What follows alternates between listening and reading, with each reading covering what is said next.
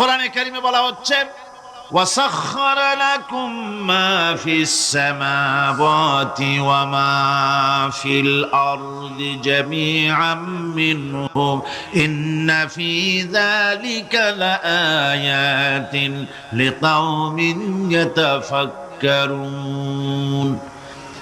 আকাশ ও পৃথিবীতে যা কিছু আছে তা সব কিছুই আল্লাহ রাব্বুল আলামিন মানুষের তো করে দিয়েছেন। যেভাবে পারো সেভাবে তাকে কাজে লাগাও। সমস্ত জিনিসকে আল্লাহ পাক মানুষের অনুগ্রহ করে দিয়েছেন, তার খেদমতের জন্য, তার কাজের জন্য তৈরি করেছেন, মানুষের কাজের জন্য। সাখারা শব্দ দিয়ে বোঝানো হয়েছে সকল বস্তুই মানুষের অনুগত, মানুষ যেন তা দিয়ে তার নিজের কাজ সম্পাদন করতে পারে।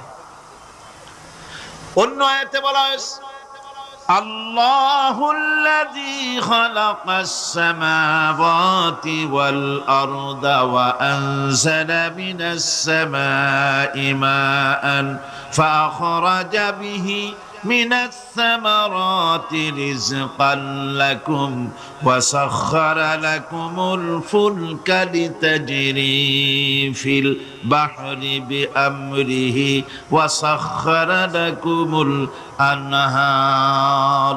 আল্লাহ রাব্বুল আলামিন তিনি আকাশ সৃষ্টি করেছেন, জমিনকে সৃষ্টি করেছেন এবং আকাশ থেকে পানি বর্ষণ করেছেন, তা দিয়ে ফসল উৎপাদন করেছেন।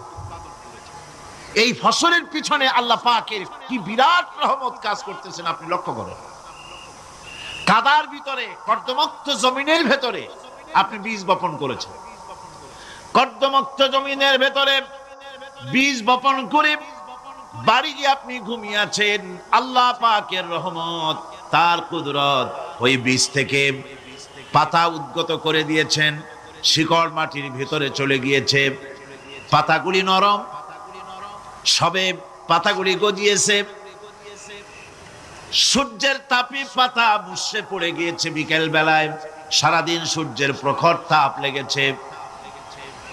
মানুষকে খাওয়াবার জন্য আল্লাহ রাব্বুল আলামিনের কি বিরাট রহমত কাজ করতেছে লক্ষ্য করুন। রাতের বেলায় আল্লাহ পাক শিশির বিন্দু নাজিল করে দেন, কণা কণা শিশির বিন্দু ওই মুষড়ে যাওয়া পাতার উপরে পড়ে গিয়ে সারা রাত এভাবে সুন্দর ঠান্ডা বাতাস আর শিশির বিন্দু যত্ন করে করে মুষড়ে যাওয়া পাতাটিকে সকালবেলা পর্যন্ত তরতাজা, সজীব আর প্রাণবন্ত করে দেন। এরপরে গাছ বড় হলো, তার ভিতরে রব্বুল আলামিন ধান দিলেন, গম দিলেন, এভাবে করে যত্ন করে তার শুরু থেকে শেষ পর্যন্ত প্রত্যেকটি গাছকে খাদ্য ব্যবস্থাকে আল্লাহ রব্বুল আলামিন নিজ যত্নে, নিজ কুদরতে, আপন রহমতে সবগুলিকে লালন পালন করে মানুষের হাতে তুলে দিলেন। মানুষকে আল্লাহ পাক সর্বশ্রেষ্ঠ মর্যাদা দান করেছেন, যার কারণে আল্লাহ পাক বলেছেন ওয়ালাকাদ কাররামনা বানি আদম, আদম সন্তানকে আমি সম্মান দিয়েছি, মর্যাদা দিয়েছি। আর সেই মর্যাদা দেওয়ার কারণে যত খাদ্য তার সামনে পেশ করেছি, আল্লাহ পাক আপন রহমতে সব খাদ্যগুলিকে প্যাকেট করে বান্দাদের সামনে হাজির করে দিয়েছেন। কোনো খোলা খাবার দেওয়া হয়নি, কারণ মানুষ হচ্ছে আল্লাহ পাকের শ্রেষ্ঠ মেহমান, মর্যাদা সম্পন্ন প্রাণী, মর্যাদা সম্পন্ন মেহমান এই মানুষ। তার সামনে কলা দেওয়া হলো কভার করে, প্যাকেট করে।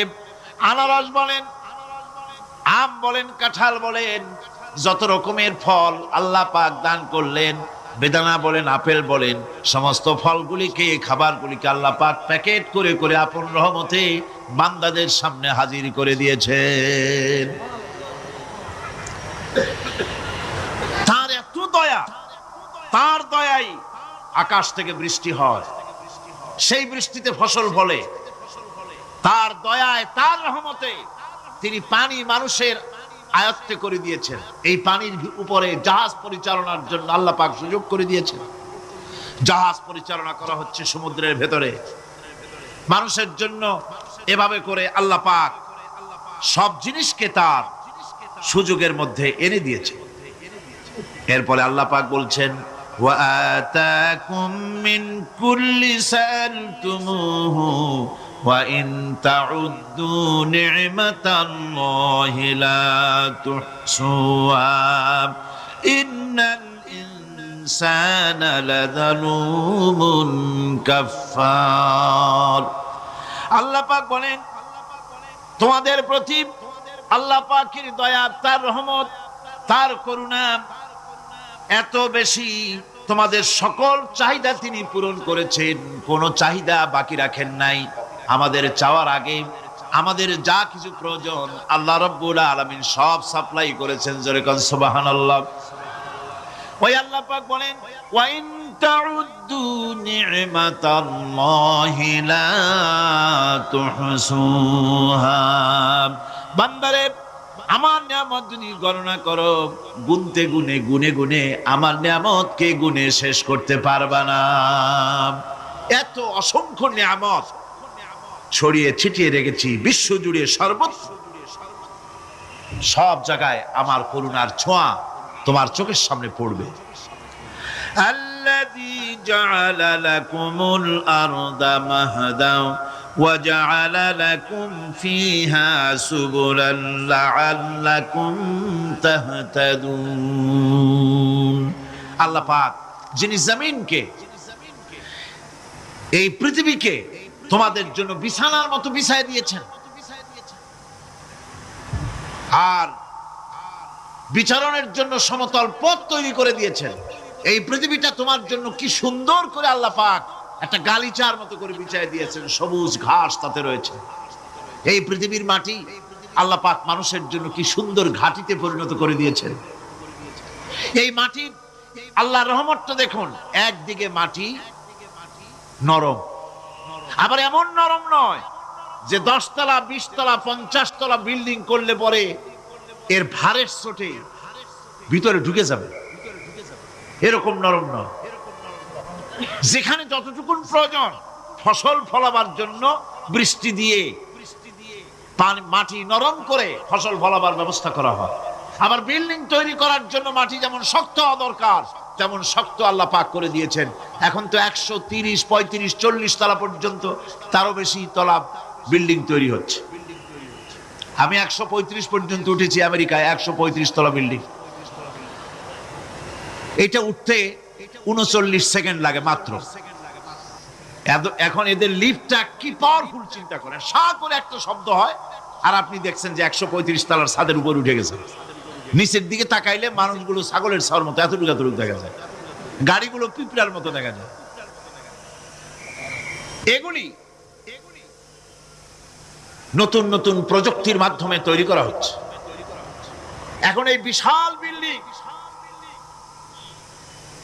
এত ওজন, এই ওজন ধারণ করার জন্য মাটিকে আল্লাহ পাক ভারসাম্য, শক্তির ভারসাম্য দান করেছেন।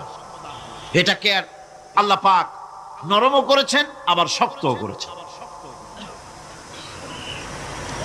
এই মাটি, এই পৃথিবী আমাদের জন্য বিশাল এক নিয়ামত আল্লাহ পাক করে দিয়েছেন, ফসল ফলাবার জন্য, চলাফেরার জন্য। আবার এই মাটি যেন আপনাকে নিয়ে নড়াচড়া করতে না পারে। মাঝে মাঝে ভূমিকম্প হয় না পৃথিবীতে? ভূমিকম্প জোন যেগুলি আছে সেগুলি হচ্ছে Japan, China, turkey, Iran, America, এরকম বিভিন্ন দেশে ভূমিকম্পের জোন, এগুলি ভূমিকম্প এলাকা।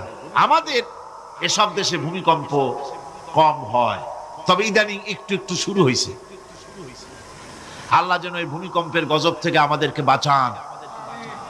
এত আস্তে আমিন বললেন কেন? আল্লাহ পাক কি প্রচন্ড ক্ষমতার মালিক। তিনি রহমত করে এই জমিনকে সুন্দর স্থিতি স্থাপক, একটা স্থিতিশীলতা করে দিয়েছেন। এই পৃথিবী যেন আমাদের নিয়ে নড়াচড়া করতে না পারে, সেজন্য আল্লাহ পাক পাহাড় সৃষ্টি করেছেন। চট্টগ্রামে পাহাড় আছে না? রাঙামাটি, খাগড়াছড়ি, বান্দরবান পাহাড় আছে না? আছে। লোকেরা এই পাহাড়ের উপকারিতা বোঝে না, সমানে পাহাড় কাটে। যারা পাহাড় কাটেন তারা আত্মঘাতী কাজ করেন, তারা পৃথিবীর মানুষের ক্ষতি করেন। পাহাড় আল্লাহ পাক তৈরি করেছেন আল্লাহ কোন জিনিস খেলতামাশার জন্য তৈরি করেন নাই। গতকাল এই আয়াতটি আমি পড়েছিলাম, আল্লাযীনা ইয়াযকুরুনাল্লাহা কিয়ামান ওয়া কুউদান ওয়া আলা জুনুবিহিম ওয়া ইয়াতাফাক্কারুনা ফী খালকিস সামাওয়াতি ওয়াল আরদ রব্বানা মা খালাকতা হাযা বাতিলা। নিরর্থক করে আল্লাহ পাক কোন জিনিসকে তৈরি করেন নাই। আল্লাহ পাক এই পাহাড় সৃষ্টি করেছেন জমিনের ভারসাম্য রক্ষা করার জন্য। সেই পাহাড়গুলি কাটতেছে মানুষ সমানে, গাছ কাটতেছে সমানে, এতে করে প্রকৃতির ভারসাম্য নষ্ট হয়ে যাচ্ছে। এগুলি সব আল্লাহ পাকের রহমত, সবগুলি আল্লাহ পাকের নিয়ামত। খালি খালি আল্লাহ কিচ্ছু তৈরি করেন নাই। ব্যাংকগুলারে জনমের মতো খাইয়া ব্যাঙের ব্যবসা করে, চীনের কাছে ব্যাংক বিক্রি করে এখন বাংলাদেশ মহাবিপদে পড়েছে। এখন ব্যাংক কোথায় পাওয়া যায় তাই তালাশ করে, কারণ এই ব্যাংকের উপকারিতা আগে জানা ছিল না। এত কীটনাশক ওষুধ ছড়ানো লাগতো না। কীটনাশক ওষুধ ছড়িয়ে জমিনের উর্বরা শক্তির 12টা বাজানো হচ্ছে। আল্লাহ পাক আপন কুদরতে আপন রহমতে অসংখ্য ব্যাংক তৈরি করে দিচ্ছে, যাতে করে অতিরিক্ত পোকামাকড় গুলিয়েরা ধরে ধরে খাইয়া ফেলে।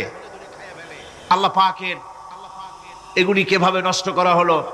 আর এখন কীটনাশক ওষুধ দিয়ে সর্বনাশ করা। আর কীটনাশক ওষুধ আনা হচ্ছে ভারত থেকে, ইন্ডিয়া থেকে। ভারত থেকে কীটনাশক ওষুধ আর সার জানা হচ্ছে, তা দিয়ে বাংলাদেশের মাটির উর্বরা শক্তি আরো নষ্ট হচ্ছে। আপনারা জিজ্ঞেস করবেন চাষীদের কাছে কিভাবে নষ্ট হচ্ছে। সুতরাং আল্লাহ পাক খেল তামাশায় বস্তু করে কিছুই তৈরি করেন নাই, সবগুলিকে আপন রহমতে তৈরি করেছেন মানুষের সৃষ্টি জগতের জন্য, যার দ্বারা মানুষ উপকৃত হতে পারবে। এর জন্য তিনি হচ্ছেন রহমান। বলেন তিনি কি? রহমান। আল্লাহ রাব্বুল আলামিন জমিন সৃষ্টি করলেন, পাহাড় দিলেন, গাছপালা তরুলতা তৈরি করে দিলেন। এরপরে আল্লাহ পাক বলছেন, তাকিয়ে দেখো সমুদ্রের দিকে, ওয়া হুয়াল্লাযী সাখারাল বাহরা লিতাকুলু মিনহু লাহমান তারিয়ান ওয়া তাস্তাখরু মিনহু হিলিয়াতান তালবাসুনাহা। সমুদ্রের দিকে লক্ষ্য করে দেখো, এই সমুদ্রকে তোমাদের অনুগত করে দিয়েছি। এর মধ্যে রয়েছে তাজা মাছ মাংস রয়েছে, এর ভিতরে রয়েছে তোমাদের পরিধানের অলংকারাদির জন্য মূল্যবান সম্পদ রাখা হয়েছে সমুদ্রের মধ্যে। বিজ্ঞানীরা বলেছেন পৃথিবীর উপরিভাগে যা আছে মাটির তলায় তার থেকে অনেক বেশি বেশি মূল্যবান জিনিস আছে। আছে না মাটির তলায় মূল্যবান জিনিস? কি আছে? কি আছে? খনিজ দ্রব্য আছে, সোনা আছে, লোহা আছে, তেল আছে। তেল যে শুধু সৌদি আরবে, কুয়েতে আর কাতারে, বাংলাদেশে তেল নাই এটা ঠিক না। আমাদের দেশে তেল আছে। আল্লাহ তেল আমাদের দেশে দিয়েছেন, তবে অতটা না হলেও কিছুটা তো দিয়েছেন। আমাদের দেশে চা আছে, পাট আছে, আমার দেশেও তেল আছে। মাঝে মধ্যে তেলের কুয়া সিলেটের হরিপুর থেকে, বাখরাবাদ থেকে, ভোলা থেকে, বিভিন্ন জায়গা থেকে তেলের কুয়া বের করে দেখানো হয়। তেল আছে। যারা ক্ষমতাসীন, যারা সরকার, যারা দেশ চালাও, যদি আমারে সেজদা দাও, যদি নামাজি হও, কোরআনের সাথে বিরোধিতা যদি না করো, যদি কোরআন সুন্নাহর শাসন প্রতিষ্ঠা করো, এ ধরনের অসংখ্য তেল বের করে দেব। কিন্তু কিন্তু বারবার উমরা করে, হাতে তসবিহ ধারণ করে, মাথায় পট্টি বেঁধে যদি ইসলামের সাথে নাফরমানি করা হয়, তোমাদের তেল আল্লাহ পাক বের করে ছাড়বেন। আল্লাহ পাক বাহানা পছন্দ করেন না। এই জমিনে ফসল আছে, অসংখ্য ফসল আল্লাহ পাক দিয়েছেন, অসংখ্য খনিজ পদার্থ আল্লাহ পাক দান করেছেন। সেই খনিজ পদার্থগুলি আল্লাহ পাক, খনিজ দ্রব্যগুলি আল্লাহ পাক দিবেন মুমিনদের হাতে। কাদের হাতে দিবেন? আল্লাহ পাক বলেছেন, ওয়ালাউ আন্না আহলাল কুরা আমানু ওয়াত্তাকাউ লাফাতাহনা আলাইহিম বারাকাতিম মিনাস সামাই ওয়াল আরদ। দেশের লোকেরা, জনপদের লোকেরা যদি আমার উপর ঈমান আনে আর আমাকে ভয় করার নীতি যদি অবলম্বন করে চলে, তাহলে ওই দেশের মানুষের জন্য আকাশ আর জমিনের সব বরকতের দরজা আমি আল্লাহ খুলে দেব। নিয়ামতের অভাব নাই, যথেষ্ট নিয়ামত আল্লাহ পাকের আছে। তাহলে বললাম, এই পৃথিবীর উপরিভাগে যত নিয়ামত আছে, পৃথিবীর ভেতরে এর থেকে কম নাই। কত ভিতরে? এই ভিতরে যাওয়ার জন্য একবার একটা চেষ্টা হলো, আমেরিকার ওকলাহামা সিটি, এটি একটি স্টেট। এই স্টেটের পাশে একটা জায়গা বেছে নেওয়া হলো, যে পৃথিবী, তাদের ধারণা ছিল যে মাটি খুঁড়তে খুঁড়তে এর পৃথিবীর অপর পৃষ্ঠে যাওয়ার জন্য একটা আন্ডারগ্রাউন্ড রাস্তা করা যায় নাকি। ছোটবেলায় পড়ছিলাম আমি ভূগোলে একটা বইতে, যে কেউ যদি আমাদের দেশ থেকে এখান থেকে মাটি খোঁড়া আরম্ভ করে, তাহলে মাটি খুঁড়তে খুঁড়তে একদিন না একদিন আমেরিকায় পৌঁছে যাবে। কোনো ভিসা টিসা লাগবে না, VD7 DB7 97 লাগবে না, এমনি যাইতে পারবে। মানুষেরা চেষ্টা করলো মাটি খোঁড়া। মাটি খুঁড়তে খুঁড়তে পৃথিবীতে এটাই ছিল প্রথম এই দুঃসাহসিক পরিকল্পনা। 6000 ফিট পর্যন্ত মাটি খনন করার পর কোনো কুল কিনারা করতে না পেরে তারা এই দুঃসাহসিক পরিকল্পনা ছেড়ে দিল। কিন্তু গবেষণার শেষ হয়নি। যারা গবেষণা করেছেন তারা গবেষণালব্ধ, তাদের অভিজ্ঞতা তারা লিখেছেন যে পৃথিবীর অন্তত 180 মাইল গভীর পর্যন্ত তাদের একটা আইডিয়া হয়েছে যে পৃথিবীর মাটির নিচে অসংখ্য খনিজ দ্রব্য রয়েছে, অসংখ্য নিয়ামত এই পৃথিবীর মাটির ভিতরে আল্লাহ পাক লুকায় রেখেছেন। ওর তলায় কি আছে বিজ্ঞানীদের মাথায় এখনো ঢোকে নাই। এই পৃথিবীর উপরে যা আছে ভেতরের থেকে আল্লাহ পাক বেশি রেখেছেন। এরপরে সমুদ্র, সমুদ্রের ভয়াল দৃশ্য দেখলে পরে মানুষের কলিজা ভীত, প্রকম্পিত, সন্ত্রস্ত হয়ে যায়। কথা ঠিক কিনা? যত বড় বাহাদুর হোক, সমুদ্রের ঢেউর মধ্যে যদি পড়ে, বাহাদুরি আর থাকে না। ঠিক কিনা কন? যতই বড় কাল্লা নাই, কিন্তু সমুদ্রে গেলে আর অসুবিধা হয় না। সমুদ্রের ঢেউয়ের মধ্যে যখন মানুষ পড়ে, আল্লাহ পাক বলেছেন, দাল্লা মান তাদউনা ইল্লা ইয়াহু, একমাত্র আল্লাহ ছাড়া সবাই কি ভুলে যায়। আমি দেখেছি সমুদ্রের দরিয়ার ভিতরে ঢেউ যখন শুরু হয়, অমুসলিমরা পর্যন্ত তাদের ভাষায় স্রষ্টাকে যা বলে সে নাম ভুলে গিয়ে সকলের মুখ থেকে বেরোয় আল্লাহ আল্লাহ আল্লাহ, আল্লাহ বাঁচাও।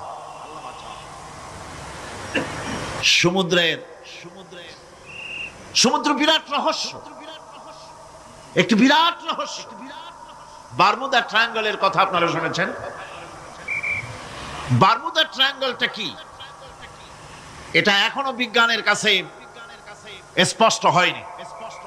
বারমুদা ট্রায়াঙ্গলের যে এরিয়া আছে, প্রশান্ত মহাসাগর এবং আটলান্টিক মহাসাগরের মোহনায়, এইখান থেকে যখন কোনো প্লেন যায় অথবা কোনো জাহাজের রেঞ্জে আসে, প্লেন হারিয়ে যায়, জাহাজ হারিয়ে যায়, কোথায় যায় কেউ হদিস করতে পারে না।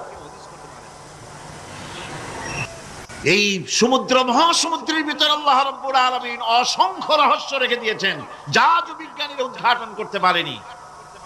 এই মহাসমুদ্রের ভিতরে রয়েছে ম্যাগনেটিক পাহাড় পানির তলায়।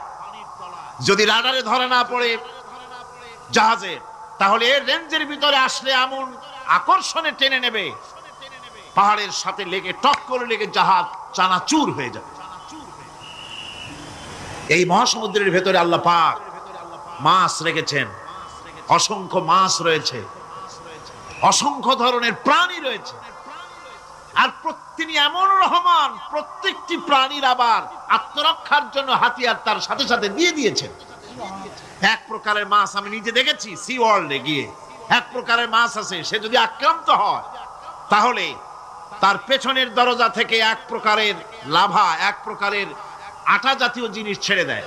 ওইটা পানি তড়িৎ গতিতে, আর পানি আশেপাশে পানিগুলি ইলেকট্রিফাইড হয়ে যায়। যে তাকে আক্রমণ করতে আসছে ইলেকট্রিক শক খেয়ে পালানো ছাড়ার পথ থাকে না। আবার আরেক প্রাণী, আরেক প্রকারের মৎস্য আছে যেগুলি আক্রান্ত হলে পরে সে তখন তার মুখ থেকে ব্লু রঙের, গাঢ় কালো রঙের এক প্রকারের কতগুলি লালা বের করে দেয়, তার আশেপাশে একদম কালো অন্ধকার হয়ে যায়, তারা আর কেউ দেখতে পারে না। এভাবে করে প্রত্যেককেই আত্মরক্ষার জন্য আল্লাহ পাক হাতিয়ার দিয়ে দিয়েছেন। সুবহানাল্লাহ। সেই সমুদ্রের ভেতরে এই ধরনের মৎস্যরাজি, বিরাট বিরাট প্রকাণ্ড প্রকাণ্ড প্রাণী আল্লাহ পাক সেখানে রেখেছেন।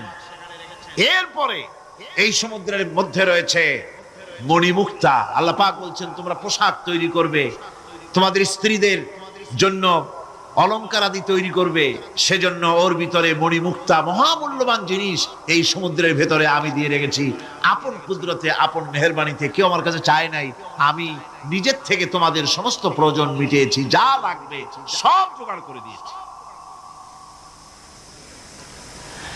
এখন দেখুন আল্লাহ রাব্বুল আলামিন তার রহমতের নমুনা প্রাণী জগতের দিকে লক্ষ্য করে দেখেন। আল্লাহ রাব্বুল আলামিন সমস্ত প্রাণী জগৎ, দুনিয়ায় মানুষ বাদে যত প্রাণী আছে সমস্ত প্রাণীর দিকে তাকান। মানুষের কথা তো গতকাল বলেছি। সমস্ত প্রাণীগুলি কি আল্লাহ রাব্বুল আলামিন তাদের সাথে তাদের সমস্ত জিনিস দিয়ে দিয়েছেন। এর মধ্যে কোনোটাকে আল্লাহ পাক বোঝা বহন করার জন্য কোন প্রাণীকে তৈরি করেছেন, আবার মানুষের জন্য, জিহাদের জন্য, যুদ্ধ করার জন্য কোন প্রাণী তৈরি করেছেন, চাষাবাদ করার জন্য প্রাণী তৈরি করে দিয়েছেন। কোরআন বলছি ওয়াল আনআমা খালাকাহা লাকুম ফিহা দিফকুন ওয়া মানাফিউ ওয়া মিনহা তাআকুলুন। তিনি বিভিন্ন ধরনের জীব পয়দা করেছেন, যার থেকে তোমাদের শীতের পোশাক এবং অন্যান্য কল্যাণকর কাজ যেন তোমরা করতে পারো, সেজন্য পশুর গায়ে যে পশম দেওয়া হয়েছে এতে পশুরও কাজ হয়। আবার এই পশমগুলি গ্রীষ্মকালে কেটে নিয়ে তাই দিয়ে মানুষের শীতবস্ত্র তৈরি করা হচ্ছে। আপনার গায়ের, আপনার গলার মাফলার, আপনার সোয়েটার, আপনার চাদর, আপনার কম্বল, এগুলি আল্লাহ পাক তৈরি করার জন্য দুনিয়ার যত প্রাণী তৈরি করেছেন, প্রাণীগুলির গায়ে, চতুষ্পদ জন্তুর গায়ে পশম দিয়ে, সেগুলি দিয়ে এগুলি তৈরি করার ব্যবস্থা করেছেন। আবার আল্লাহ রাব্বুল আলামিন বলেন ওয়ালাকুম ফিহা জামালুন হিনা তুরিহুনা ওয়া হিনা তাসরাহুন। যখন সেগুলি মাঠে সকাল বেলায় চড়তে নামে, আবার বিকেল বেলায় যখন পালবদ্ধ হয়ে বিকেল বেলায় যখন ঘরে ফেরে, তখন দেখার এক সৌন্দর্য এমন হয় যা সত্যি উপভোগ্য। লক্ষ্য করে দেখবেন, এগুলি শহরে কম দেখা যায়, গ্রাম্য অঞ্চলে মাঝে মধ্যে যাবেন, সব দিকেই আল্লাহ পাক এভাবে ছড়িয়ে রেখেছেন। এভাবে করে ওয়াতাহমিলু আসকালাকুম ইলা বালাদিন লাম তাকুনু বালিগিহিম ইল্লা বিশাক্কিল আনফুস। আল্লাহ পাক বলেন এভাবে করে আমি জন্তু জীব তৈরি করেছি যারা তোমাদের বোঝাগুলি এক শহর থেকে আর এক শহরে, এক গ্রাম থেকে আর এক গ্রামে বোঝাগুলি বহন করে নিয়ে যায়। এভাবে যদি আমি চতুষ্পদ জন্তু তৈরি না করতাম, তোমরা নিজেরা ঘাড়ে করে, পিঠে করে এ বোঝাগুলি বহন করা বড়ই কষ্টসাধ্য হয়ে যেত। উটের পিঠে করে, গাধার পিঠে করে, গরুর গাড়ি বানায়া, হাতির পিঠে করে, কত বিরাট বিরাট বোঝা, টনকে টন বোঝা এভাবে পশু দিয়ে টেনে নেওয়া হয়। আল্লাহ পাক বলছেন এগুলি আমার রহমত। এরপরে এই পশুর ভিতরে হালাল বস্তু তৈরি করে তোমার খাবারের ব্যবস্থা করেছি। ওয়া ইন্না লাকুম ফিল আনআমি লাইবরা নুসকিকুম মিম্মা ফি বুতুনিহি মিন বাইনি ফারসিন ওয়া দামিন লাবানান খালিসান সাইগান লিশশারিবিন। তোমাদের চতুষ্পদ জন্তুর মধ্যে দেখবে বুদ্ধিমান, দূরদৃষ্টি সম্পর্ক লোক যারা, তাদের জন্য আমি এর মধ্যে নিদর্শন রেখেছি। তোমাদের দুগ্ধবতী গাভীগুলি, যার দ্বারা তোমরা দুধ পাও, এগুলি জমিনের ঘাস খেলো, খড় খেলো, আর এর দ্বারা রক্ত তৈরি হলো, পায়খানা তৈরি হলো, পেশাব তৈরি হলো, পাশাপাশি রাস্তা দিয়ে পরিষ্কার সুস্বাদু দুধ আমি আল্লাহ রাব্বুল আলামিন তোমাদের জন্য দান করেছি। এত নিয়ামত আল্লাহ পাক দিলেন, আল্লাহ পাকের বিনিময় কিছুই চান নাই। কিছু চাইছেন নাকি? বলেন, কিছু চেয়েছেন? কিছুই চান না। দেখেন, এই যে ঠান্ডা মৌসুম চলছে, এখন কি মৌসুম? শীতের মৌসুম। এই পৃথিবীটাকে আমরা আমাদের একটা রুমকে যদি ঠান্ডা করতে চাই, তাহলে আমরা কি লাগাই? রুমে এসি লাগাই। প্রত্যেক মাসে বিল দেওয়া লাগে না লাগে না? বিল দিতে হয়। একটা রুম এসি দিয়ে ঠান্ডা করতে প্রত্যেক মাসে 500, 1000, 2000, 2500 রুম হিসাবে এর ভাড়া দেওয়া লাগে, এর চার্জ দিতে হয়। এত বড় বিশ্বটা আল্লাহ পাক ঠান্ডা করে ফেলেছেন। কত বড় এসি প্লান্ট আল্লাহ পাকের, সুবহানাল্লাহ। কত বড় এসি আল্লাহ ছেড়ে দিয়েছেন। এখন ঠান্ডায় মানুষ, এখানে তো মানুষে গরম লাগে, সেই গরমে আপনারা আরাম পাচ্ছেন, যে গায়ের জামা টামা খুলে বেলাইছেন, ঠিক কিনা? মানুষের গরমও একটা গরম। তাহলে আল্লাহ রাব্বুল আলামিন এই যে ঠান্ডাটা দিলেন, মজার মৌসুম দিলেন, এই ঠান্ডার জন্য আমাদের কাছে কোনো বিল পাঠান নাই ফেরেশতার মাধ্যমে। শীতকাল গিয়ে পরে ফেরেশতারা কি বিল নিয়ে আসছে নাকি, যে শীতের মৌসুমে যে ঠান্ডা উপভোগ করেছো এটার জন্য বিল দিতে হবে? এবার দেখেন সূর্যের তাপ। সারা পৃথিবীতে যত উত্তাপ আছে, ভালো করে বোঝেন, সারা পৃথিবীতে পেট্রোল জ্বালায় আগুন তৈরি করে, ডিজেল জ্বালায় আগুন তৈরি করেন, কাঠ জ্বালায় আগুন তৈরি করেন। পৃথিবীর মানুষের হাতে আগুন জ্বালাবার, উত্তাপ সৃষ্টি করার যত রকমের টেকনোলজি আছে, সব যদি একত্রিত করা হয়, সূর্য প্রতি সেকেন্ডে যে তাপ বিকিরণ করে পৃথিবীর জন্য, সারা পৃথিবীর সমস্ত মানুষ এক জায়গায় হইয়া কিয়ামত পর্যন্ত প্রচেষ্টা করিও ওই 1 সেকেন্ডের তাপ তৈরি করতে পারবে? পারবে না। শুধু আল্লাহ রাব্বুল আলামিন তিনি বিরাট নিয়ামত রেখেছেন সব জিনিসের মধ্যে। এই নিয়ামতগুলি বুঝতে হবে, এগুলি বুঝতে হবে। এই জন্য আল্লাহ রাব্বুল আলামিনের নবী বলেছেন, আল্লাহর সৃষ্টি জগতের উপরে, তার সৃষ্টি নৈপুণ্যতার উপরে কেউ যদি গবেষণা করে, চিন্তা করে 1 ঘন্টা, আল্লাহ পাক তার আমলনামায় 60 বছরের নফল ইবাদতের সওয়াব লিখে দিবেন। কি সোজা কথা! চিন্তা করতে হবে, গবেষণা করতে হবে, আল্লাহ পাক কি নিয়ামত দিয়েছেন। ওয়ামা বিকুম মিন নি'মাতিন ফামিনাল্লাহ। যত নিয়ামত আমরা পেয়েছি সব কার কাছ থেকে? জোরে সোরে চিল্লায় কোন কার কাছ থেকে? সমস্ত নিয়ামত এসেছে আল্লাহ পাকের কাছ থেকে। আল্লাহ রাব্বুল আলামিন বলেন, তিনি হচ্ছেন রহমান। ওয়াল্লাহু জাআলা লাকুম মিন বুয়ুতিকুম সাকানান ওয়া জাআলা লাকুম মিন জুলুদিল আনআমি বুয়ুতা।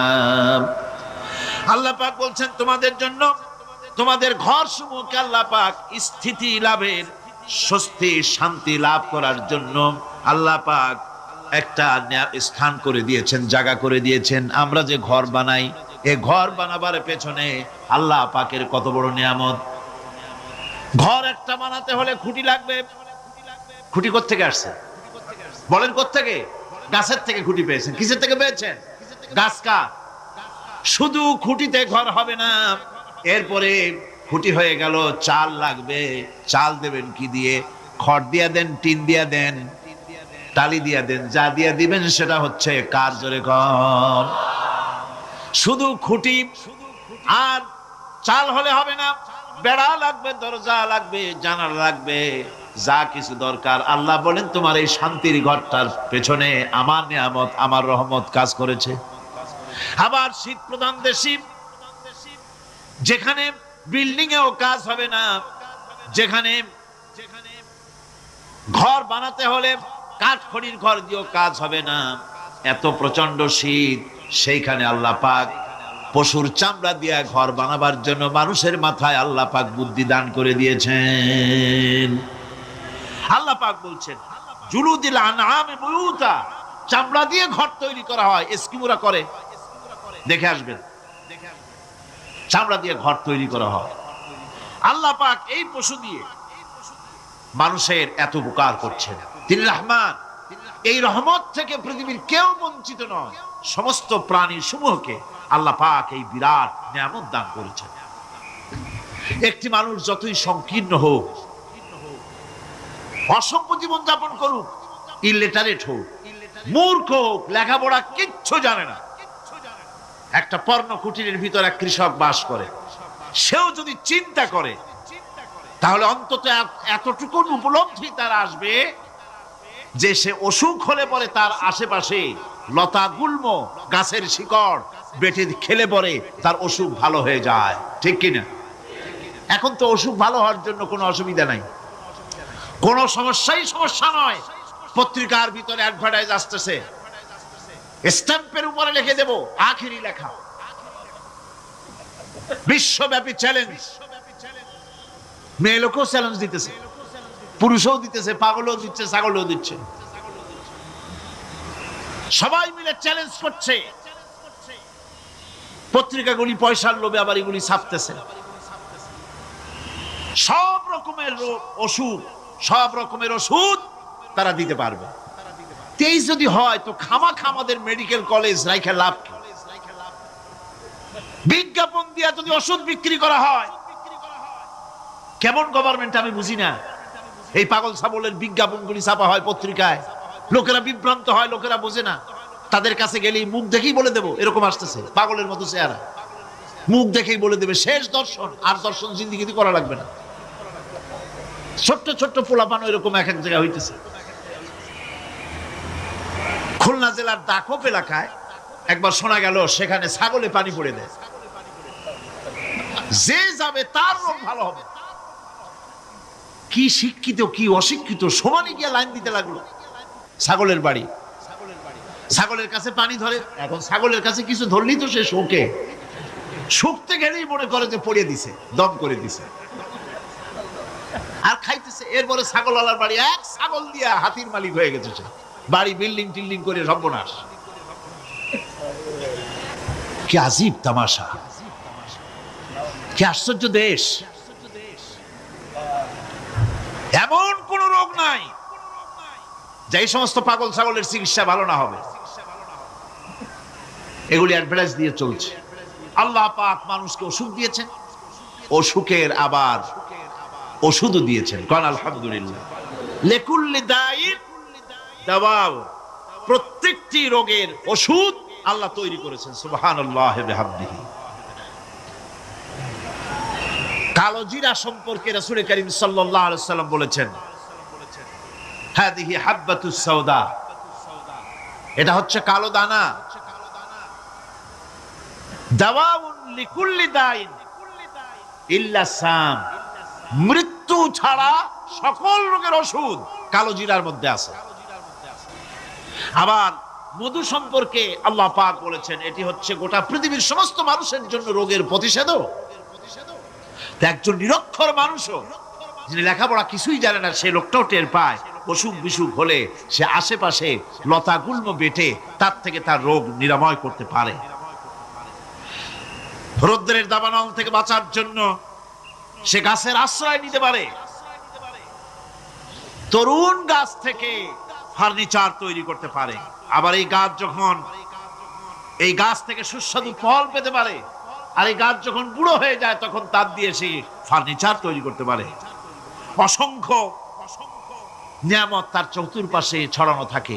একটা নিরক্ষর মূর্খ ব্যক্তিও যদি চিন্তা করে তাহলে আল্লাহর রহমত সম্পর্কে জানতে তার মোটেই কষ্ট হওয়ার কথা নয়। মূল কথা হলো চিন্তা করা, গবেষণা করা। আল্লাহ পাক এই জন্য বারবার বলেছেন, লা আয়াতিন লিকাউমিন ইয়াতাফাক্কারুন, লা আয়াতিন লিউলিল আলবাব, যারা নাকি চিন্তাশীল, গবেষক, মাথায় গিলুটিলু যাদের আছে, ওরা এগুলি খুব ভালো করে বুঝবে। আল্লাহ রাব্বুল আলামিন এই পৃথিবীকে তার রহমত দিয়ে ছেড়ে রেখেছেন, অসংখ্য রহমত দিয়ে রেখেছেন। আর তার রহমত সৌন্দর্য বিবর্জিত নয়, তার রহমত দিয়েই সব সুন্দর হয়ে সাজিয়ে গুছিয়ে আল্লাহ পাক তৈরি করেছেন। আকাশটাকে সাজিয়েছেন, কোরআনে কারীমের মধ্যে রব্বুল আলামিন বলেন ওয়ালাকাদ যায়্যানাস সামাআদ দুনিয়া বিমাসাবিহা ওয়া জাআলনাহা রুজুমান লিশ-শায়াতিন। এই দুনিয়ার আকাশখানিকে তারকা প্রদীপ দিয়া সাজায় রেখেছি মনের মতন। দেখো তুমি তাকাইয়া, এই পৃথিবীটা কি, এর আকাশটাকে সুসজ্জিত করা হয়েছে। আল্লাহ পাক সৌন্দর্যবোধ এত বেশি, যা গতকাল আমি আলোচনায় বলেছি, রব্বুল আলামিন তার আপন রহমত দিয়া, কুদরত দিয়ে এই পৃথিবী সব সাজিয়ে গুছায় দিয়েছেন। আল্লাহ পাক বলছেন ইন্না ফি খালকিস সামাওয়াতি ওয়াল আরদি ওয়াখতিলাফিল লাইলি ওয়ান নাহার লাআয়াতিন লিউলিল আলবাব।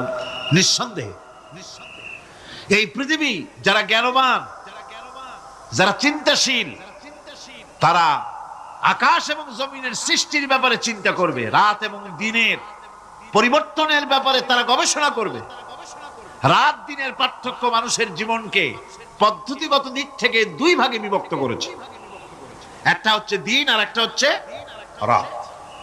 وَجَعَلْنَا اللَّيْلَ لِبَاسًا وَجَعَلْنَا النَّهَارَ مَعَاشًا। আল্লাহ পাক বলেন আমি দিনকে রুজি রোজগার করার জন্য, কামাই রোজগার করার জন্য দিন তৈরি করেছি, আর আরাম করার জন্য আমি রাতকে তোমাদের জন্য আচ্ছাদন করে দিয়েছি, তোমাদের জন্য রাতকে আরাম করার জন্য করে দিয়েছি। দিনের বেলায় কাজ করবে, রাতের বেলায় আরাম করবে। ঘুম আল্লাহর একটি নিয়ামত। ঘুম আল্লাহর কি? আল্লাহর এক বিরাট নিয়ামত। সারাদিন কাজ করার পর মানুষ যখন ঘুমায় যায়, সারাদিনের ক্লান্তি এবং শ্রান্তি সব শরীর থেকে দূর হয়ে যায়। সকাল বেলায় আবার কাজ করার জন্য শরীর প্রাণবন্ত আর সজীব হয়ে যায়। এই ঘুম যার হয় না, সেই বুঝতে পারে কি নিয়ামত সে হারায়। আল্লাহ পাক যেন সারা জীবন যতটুকুন ঘুমের স্বাস্থ্যের জন্য আমাদের প্রয়োজন, আল্লাহ যেন এই নিয়ামত থেকে আমাদেরকে বঞ্চিত না করেন। আমরা বলি আমিন। ঘুমের জন্য মানুষ ঘুমাইতে না পারলে পাগল হয়ে যায়। কি বিরাট নিয়ামত এই ঘুম আল্লাহ পাক মানুষকে দিয়েছে। আমার বন্ধুগণ, এভাবে করে আল্লাহ রাব্বুল আলামিন মানুষের একঘেয়েমি দূর করার জন্য সকাল করেছেন, দুপুর করেছেন, বিকেল করেছেন, সন্ধ্যা করেছেন, রাত করেছেন, ঘুমাবার ব্যবস্থা করেছেন, কামাই রুজির ব্যবস্থা করে দিয়েছেন, রুজি রোজগার করার ব্যবস্থা করেছেন। সবকিছু তিনি রহমান বলে, তিনি দয়াবান বলে মানুষের সব প্রয়োজন আল্লাহ পাক মিটিয়ে দিয়েছেন। আল্লাহ সুবহানাহু ওয়া তাআলা তিনি বলছেন আমার রহমতেই পৃথিবীর মাটি থেকে তোমাদের ফসল উৎপাদিত হয়। তোমরা দেখো আফারাআইতুম মা তাহরুসুন আআনতুম তাজরাউনাহু আম নাহনুজ জারিউন। জমিন থেকে ফসল কে উদ্গত করে? উদ্ভিদকে কে গজায়? তুমি গজাও না, আমি গজাই। আল্লাহ পাক বলেন সমস্ত উদ্ভিদগুলি আমি তোমাদের জন্য গজায় দেই, উঠায় দেই।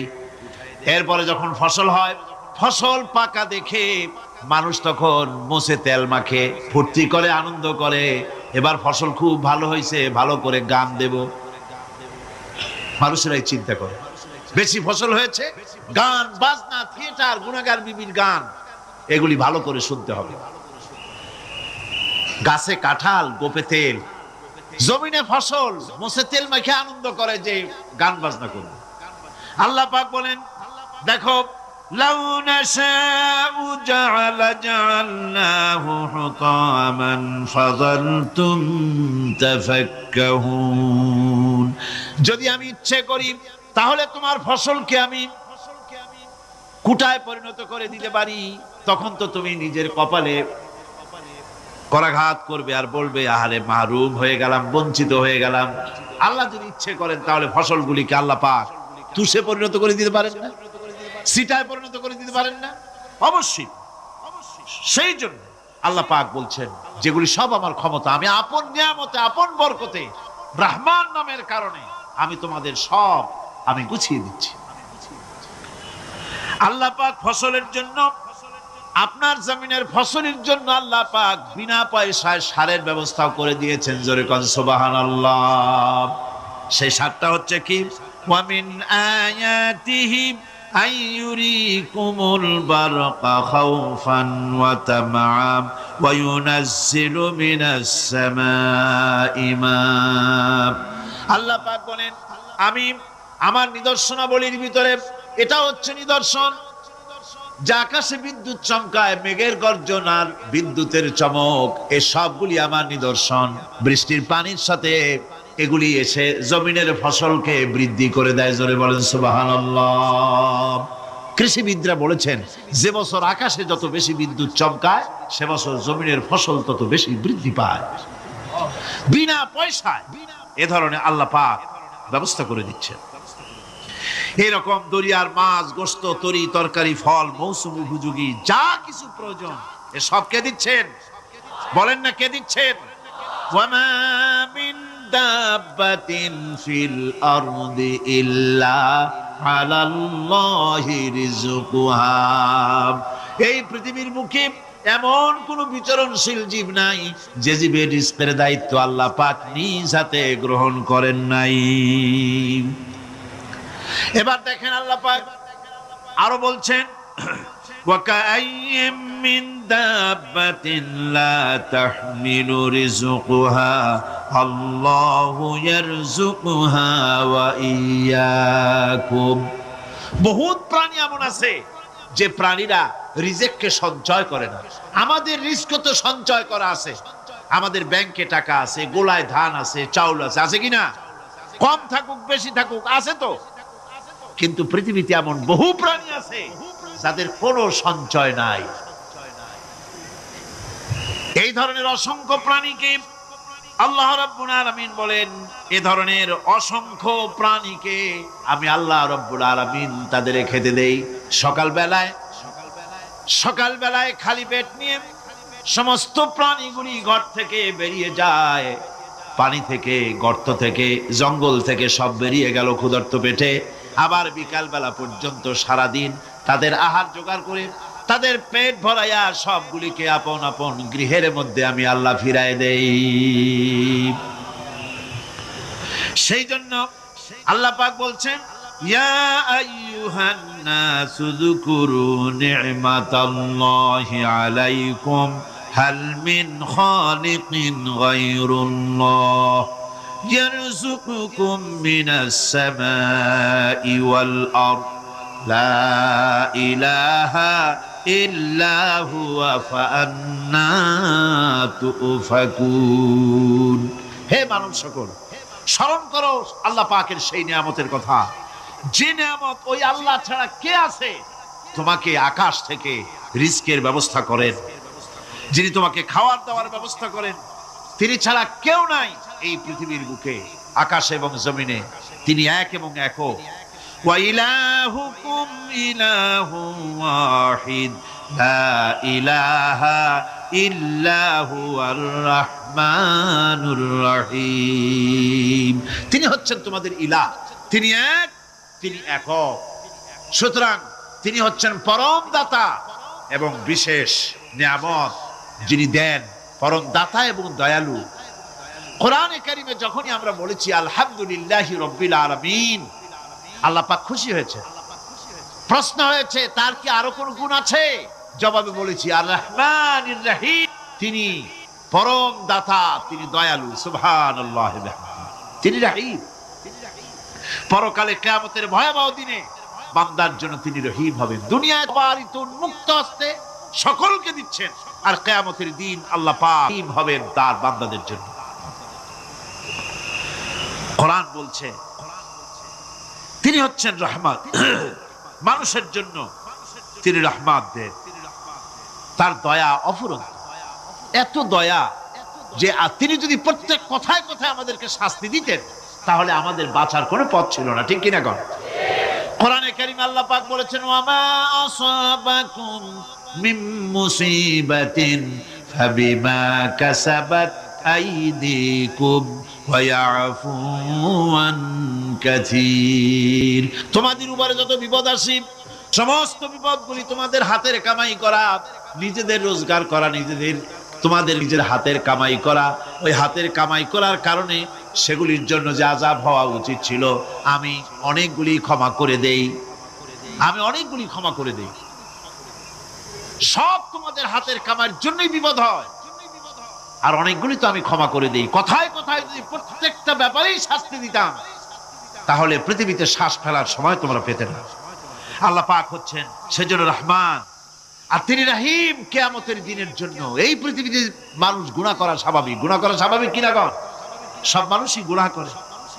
এই গুনাহগার যত বড় গুনাহগার হোক না কেন, গুনাহগার যখন তওবা করে, তওবার অনুভূতি যখন আসে এবং সে যখন অনুশোচনা করে, তখন তার অপরিসীম দয়া সেই অনুশোচনাকে কবুল করে নেয়। অনুশোচনার এক বিন্দু অশ্রু গুনাহগারের অনাচারের সমস্ত দাগ মুছায় দেয়, মনে হয় যেন তার আমলনামায় কোনো দাগই ছিল না। সুবহানাল্লাহ। এই জন্য বলা হয়েছে তাইবু মিনাজ যামবি কামান লা যামবা লাহু। গুনাহ থেকে যে তওবা করে মনে হবে তার সে কোনো গুনাহই করেই নাই, কোনো গুনাহই করে নাই। আমার বন্ধুগণ, আল্লাহ পাক কেমন রহিম। এই পৃথিবীতে মানুষ যত অপরাধ করে সেই অপরাধ বাপের সাথে করুক, মায়ের সাথে করুক, ওস্তাদের সাথে করুক, পীরের সাথে করুক, অপরাধ করলে পরে কেউ বলে না যে কাছে আয় ক্ষমা করে দেই। কেউ বলে নাকি? কেউ বলে না। আল্লাহ পাক কেমন রহমান, এমন রহিম। বান্দা যখন গুনাহ করে আল্লাহ পাক গুনাহগারদেরকে ডাকেন, চুরি করেছিস, গুনাহ করেছিস, মদ খেয়েছিস, জিনা করেছিস, জুয়া খেলেছিস, হত্যা করেছিস, কুফরি করেছিস, শিরক করেছিস, যত রকমের পাপ করিস না কেন ফিরে আয়, চোখের পানি ফেল, আমি আল্লাহ রব্বুল আলামিন মাফ করে দেব।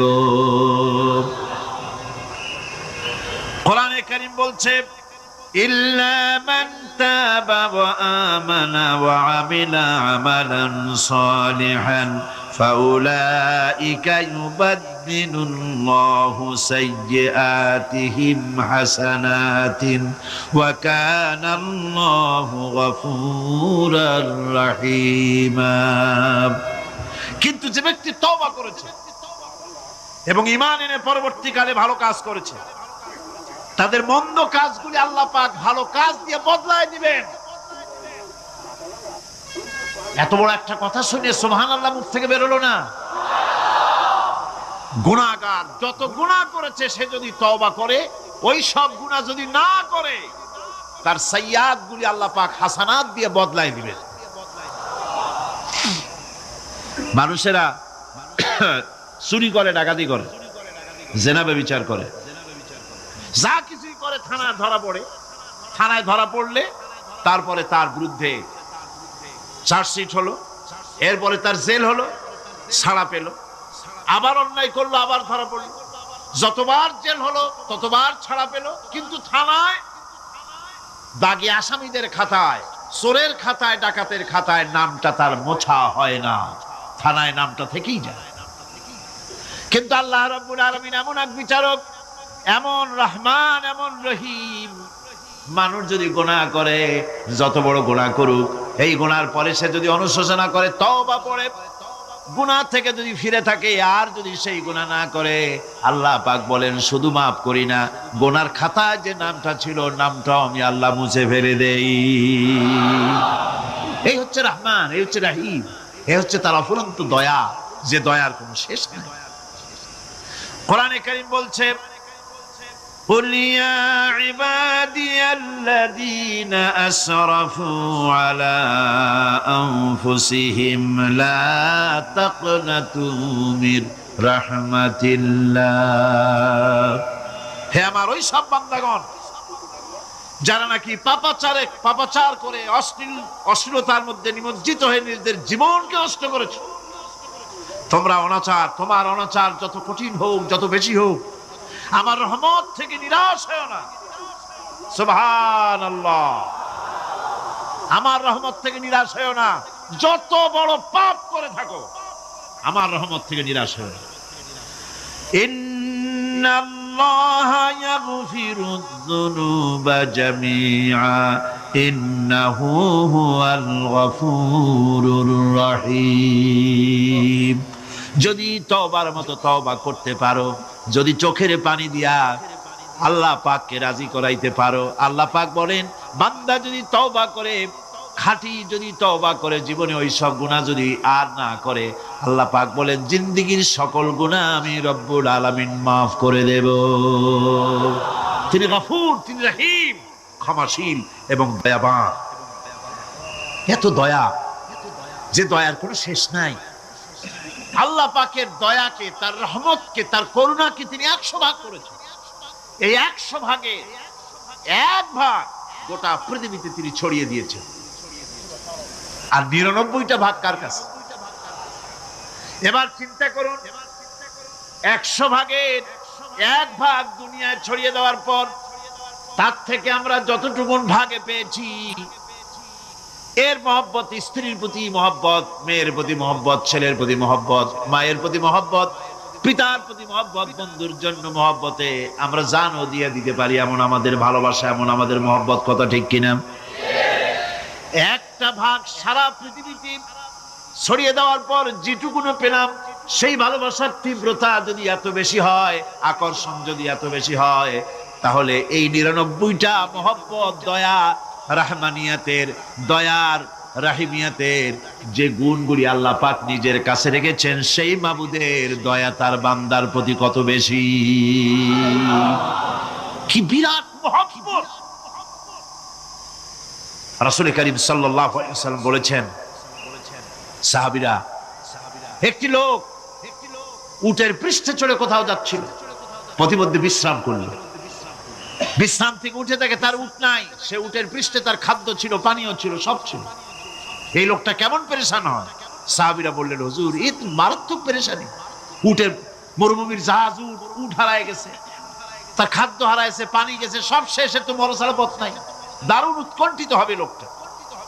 হুজুর বলেন, এই লোকটি পেরেশান হয়ে এমন সময় দেখতে পেল তার সেই উট তার খাদ্য আর পানীয় নিয়ে তার কাছে ফিরে এসেছে। বলো কেমন খুশি হয়? সাহাবীরা বলেন, হুজুর, এর থেকে এই লোকটির খুশির আর কিছু থাকতে পারে না। নবীজি বলেন, আমার সাহাবীরা শোনো, আল্লাহর কোন বান্দা যখন নাফরমান হয়ে যায়, আল্লাহ থেকে দূরে সরে যায়, আল্লাহ থেকে যখন এরাজ করে যায়, উঠারা ব্যক্তি উট পাওয়ার জন্য যেমন অবস্থা হয়ে যায়, আল্লাহ পাক তার বান্দার জন্য তেমন বোধ করেন। উঠারা ব্যক্তি উট পেলে পরে যেমন আনন্দিত হয়ে যায়, কোন নাফরমান বান্দা যদি সেজদায় পড়ে কাঁদে আর বলে, আল্লাহ, গুনাহ করেছি, আমারে মাফ করে দাও, উঠারা ব্যক্তি উট পায়া যত খুশি হয়, এর থেকে লক্ষ কোটি কেন বেশি আল্লাহ রাব্বুল আলামিন তার বান্দার প্রতি খুশি হয়ে যান। আল্লাহ রহমান রহিম, কি দয়া! এত বড় দয়া তার। সেই দয়ার কারণে তার প্রতি আমাদেরকে আকৃষ্ট হতে হবে। মাফ চাইলেই আল্লাহ পাক মাফ করবে। ওয়াকাল রাব্বুকুম উদউনি আস্তাজিব লাকুম। তোমাদের রব তোমাকে বলছে, তোমাদের রব কে? আমাদের রব। সকলে বলেন, কে আমাদের রব? সে আল্লাহ আমাদেরকে বলছেন, তোমাদের রব বলছেন, আমাকে ডাকো, আমি ডাকে সাড়া দেব। সুবহানাল্লাহ। এরকম একটা অনুভূতি আমার নিজের হয়েছিল, আমার নিজের একটা অনুভূতি। কাবা শরীফের ভিতরে যখন আল্লাহ পাক আমাকে প্রবেশের সুযোগ দিয়েছিলেন, কাবা শরীফের মধ্যে, তখন তার রসমে কাবা নাই। কাবার ভেতরে ঢুকলে তখন চতুর্দিক কিবলা, চতুর্দিকে ফিরে দুরাকাত না করে নামাজ পড়লাম। সেজদা দেওয়ার সুযোগ হলো, সেজদায় পড়ে এমন কান্না শুরু হলো, দম আটকে যাওয়ার মতো, শুধু কাঁপতেই থাকলো। আধা ঘন্টা চলে গেল সেজদার ভেতরে।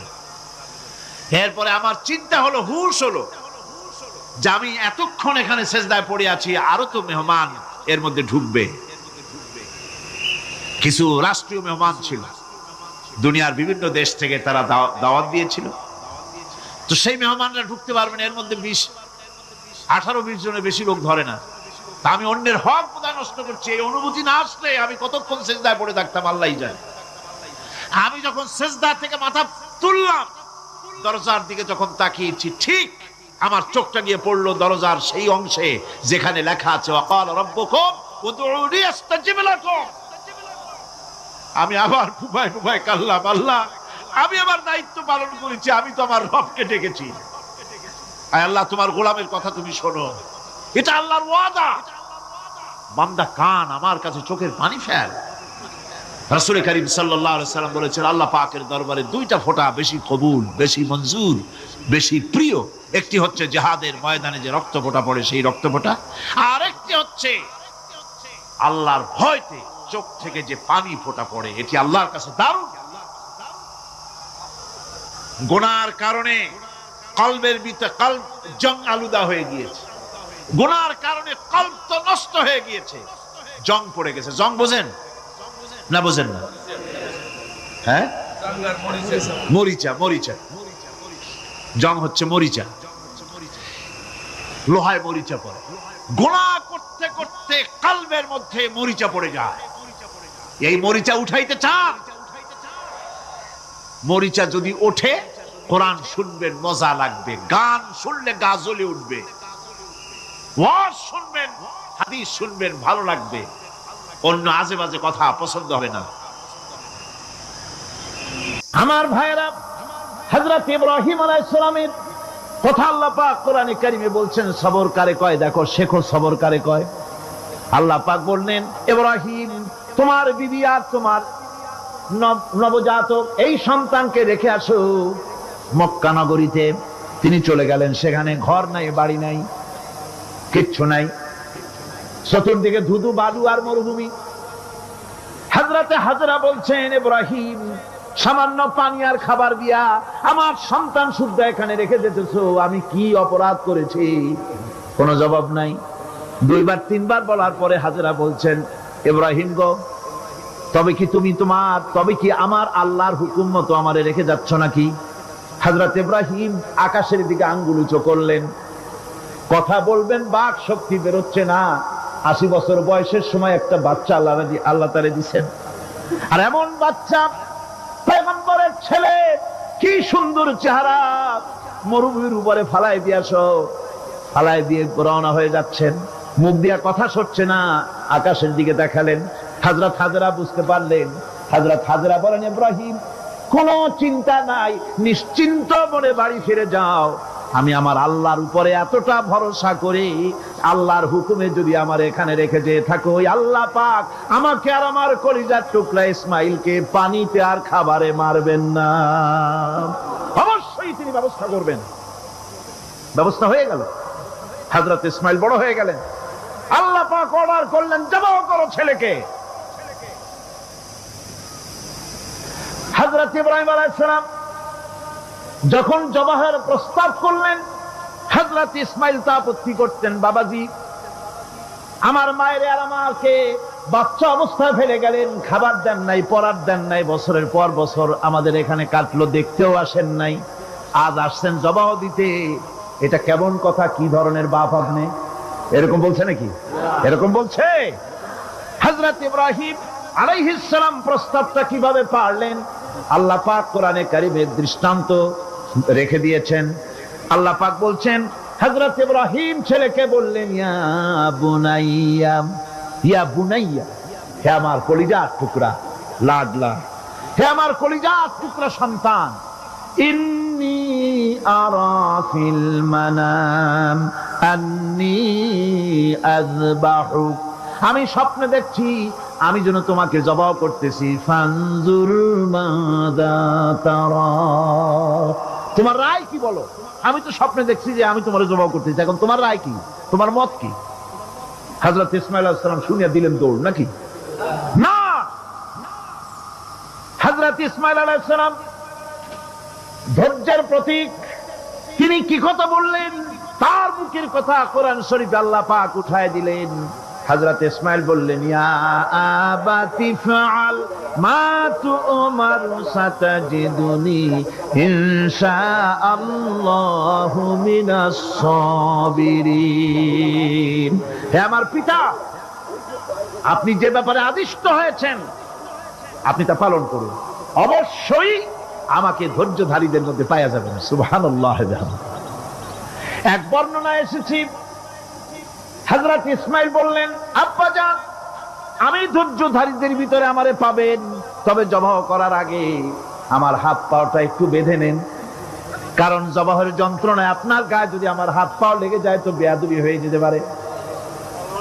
আর আমি মরে আমার জবাহ হয়ে যাওয়ার পর আমার রক্ত মাখা জামাটা নিয়া আমার মা হাজেরারে দিবেন, কারণ তাকে মা বলবার মতো আর তো কেউ নাই। হযরত ইব্রাহিম তাকে বাঁধবার জন্য প্রস্তুতি নিলেন। হযরত ইসমাইল বলছেন, আব্বাজান বাঁধবেন না, বান্দার প্রয়োজন নাই। বলে কেন? একবার বাঁধতে বললে আবার তুমি নিষেধ করছো কেন? ছেলে বলছেন, আব্বাজান বাঁধবো না এই জন্যে, হয়তো কিয়ামতেই প্রশ্ন উঠতে পারে যে আল্লাহর হুকুমে রাজি ছিল না বলে হাত পা বাঞ্জা জবাহ করছে। আমি এই সুযোগ দিব না, আপনি জবাহ করেন, আমি এতটুকু নড়াচড়া করব না। ধৈর্যের চরম প্রতীক হযরতে ইসমাইল আলাইহিস সালাম দেখাই দিয়েছেন ধৈর্য কারে কয়। মহান আল্লাহ রাব্বুল আলামিনের নির্দেশে ইব্রাহিম আলাইহিস সালাম তার সন্তান ও স্ত্রীকে দূর আরবে রেখে আসেন। এখন আমরা শুনব সেই মহান আত্মত্যাগের কাহিনী। বলছেন বিশ্ববরেণ্য মুফাসসিরে কোরআন আল্লামা দেলাওয়ার হোসাইন সাঈদী। শুনটা এখানে ভালো হয়ে যাইতেছে, বাড়ি নাই, ঘর নাই, আমি কোথায় থাকবো, কোথায় আশ্রয় নেব, কে আমার খাইতে দেবে? তুমি আমার উপর রাগ করছো, কেন ফেলে যাচ্ছ? জবাব নেই। আবার বললেন, কেন ফেলে যাচ্ছ? ইব্রাহিমের তো বুক ফেটে যাচ্ছে, বলতে পারতেছেন না, বুক ফেটে যাচ্ছে। সন্তান স্ত্রী এভাবে ফেলে যাচ্ছে, মুখটা মলিন। হযরত হাজরার হুঁশ এলো। হযরত হাজরা বুঝলেন ইব্রাহিম সাধারণ মানুষ নন, তিনি আল্লাহর নবী, আর নবীরা আল্লাহর হুকুম ছাড়া কাজ করেন না। প্রশ্ন করলেন, ইব্রাহিম তুমি যে আমার এখানে রেখে যাচ্ছ, এটা কি আল্লাহর হুকুম? হযরত ইব্রাহিম বলছেন, অবশ্যই অবশ্যই। আর কিছু বলতে পারলেন না, উপরে আঙ্গুল টোছা করলেন, আমার আল্লাহর হুকুম, তাই তোমার রেখে গেলাম। হযরতে হাজরা বলেন, ইব্রাহিম মনে কোনো কষ্ট নিও না, কোনো চিন্তা করো না, তুমি নিরাপদে নিশ্চিন্তে বাড়ি চলে যাও, আমিও কোনো চিন্তা করব না, কারণ আল্লাহর হুকুমে যখন তুমি এখানে রেখে যেতেছ, আমি আমার আল্লাহর উপর এত বিশ্বাস করি যে আমার রব্বুল আলামিন তিনি যখন আমাকে মরুভূমিতে আমার বাচ্চা সুদ্ধা ফেলাই দিতে বলেছেন, আমার আল্লাহ এমন মেহেরবান যে আমার এই কলিজার টুকরা সন্তান আর আমারে না খাওয়াই আল্লাহ মারবে না।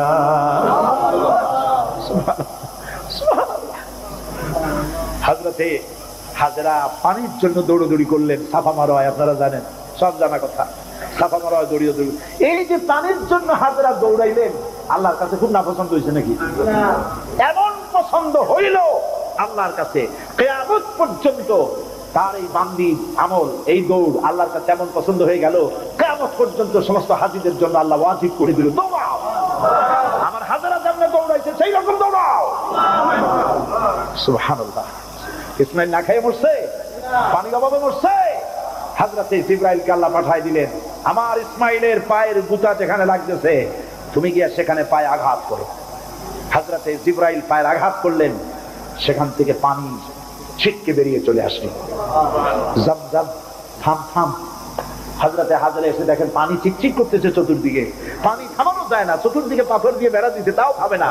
তারপরে তিনি বলছেন, জাম জাম, মানে থাম থাম। পানি থেমে গেল, কিন্তু পানির উৎস থামলো না।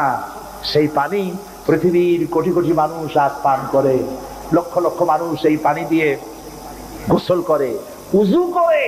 লক্ষ লক্ষ গ্যালন পানি প্রতি বছর সারা দেশে ছড়িয়ে যায়, মক্কায় যায়, মদিনায় যায়, জেদ্দায় যায়, সমস্ত জায়গায় যায়। দরিয়া ফুরায় যাওয়ার কথা, কিন্তু কুয়া ফুরায় না। সুবহানাল্লাহ। আল্লাহর কুদরত কাকে বলে? এগুলো কি কপাল পোড়াদের কিসমতে হবে? কপাল পোড়াদের কিসমতে হবে? আল্লাহ পাক ঈমানদার মুমিনদের জন্য সমস্ত নিয়ামত রেখে দিয়েছেন। আল্লাহ পাক বলেছেন, ফিহে আয়াতুন বাইয়িনাত, অসংখ্য নিদর্শন।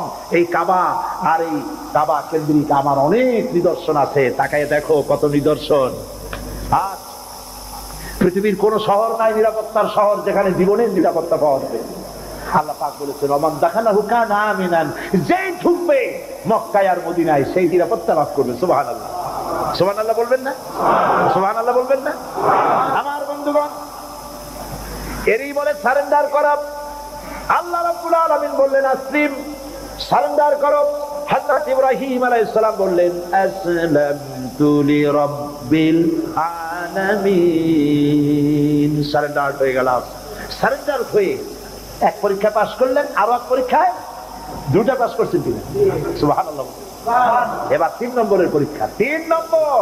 ছেলে এবার বড় হইছে, নাদুস নুদুস চেহারা, সুন্দর। সুবহানাল্লাহ। নাদুস নুদুস চেহারা, জ্ঞান। এবার যাও ছেলেকে জবাব করো।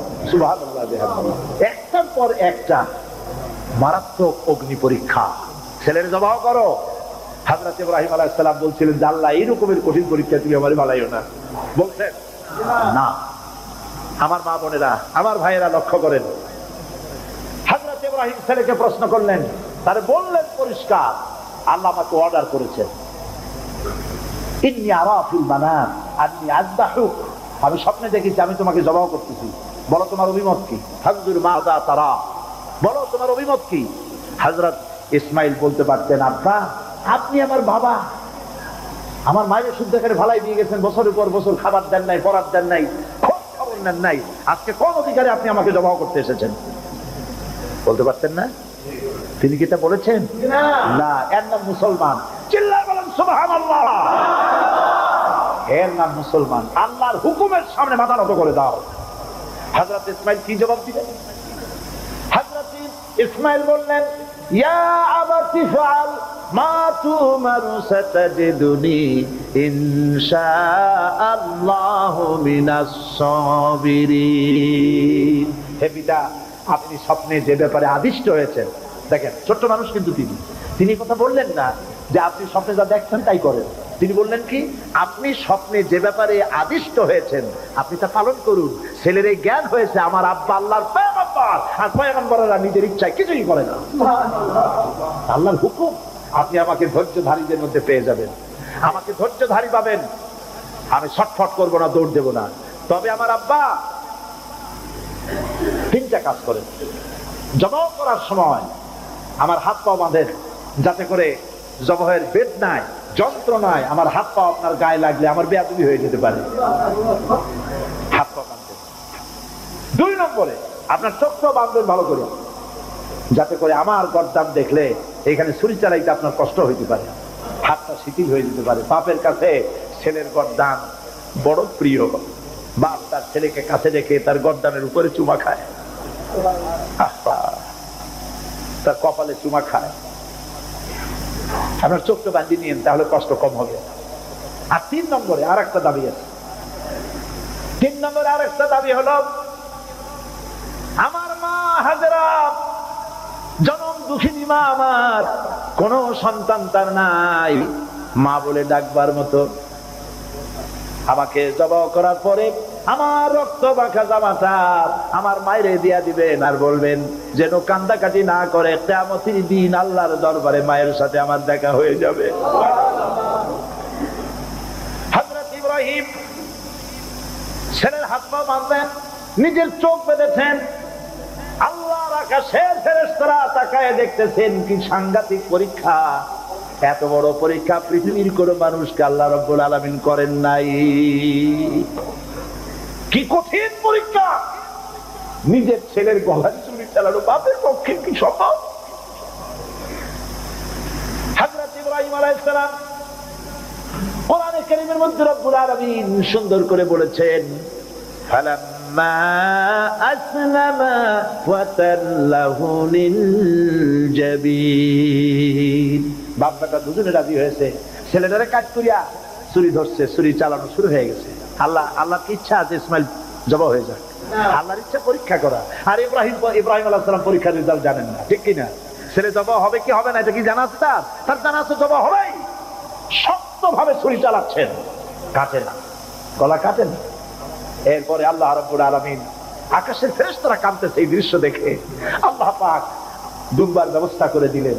দুম্বা ইসমাইলকে, হযরত ইব্রাহিম তো চোখ বান্ধা, ইসমাইল আলাইহিস সালামকে সরাইয়া দুম্বার সামনে দিয়েছে, দুম্বা জবাব হয়ে গেছে। সুবহানাল্লাহ। আল্লাহ রাব্বুল আলামিন হযরত ইব্রাহিমকে শোনায় দিলেন, وناديناه أن يا إبراهيم قد صدقت الرؤيا إنا كذلك نجزي المحسنين। আমি ইব্রাহিমকে দেখে বললাম, ইব্রাহিম তুমি তোমার স্বপ্নকে বাস্তবে রূপ দিয়েছো, আর আমি এইভাবে করে মুহসিনিনদেরকে পুরস্কৃত করে থাকি।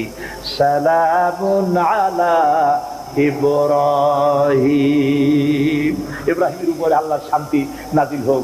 কিয়ামত পর্যন্ত পৃথিবীর কোটি কোটি মুসলমানেরা নামাজের মধ্যে ইব্রাহিম আলাইহিস সালামের জন্য দোয়া করবে। সুবহানাল্লাহ। দোয়া করেন না আপনারা? কোন সময়? দরুদের দরুদ। কিয়ামত পর্যন্ত দোয়া করো, তোমার নেতা, তোমার জাতির পিতা। মুসলমান কারে বলে? এর নাম মুসলমান।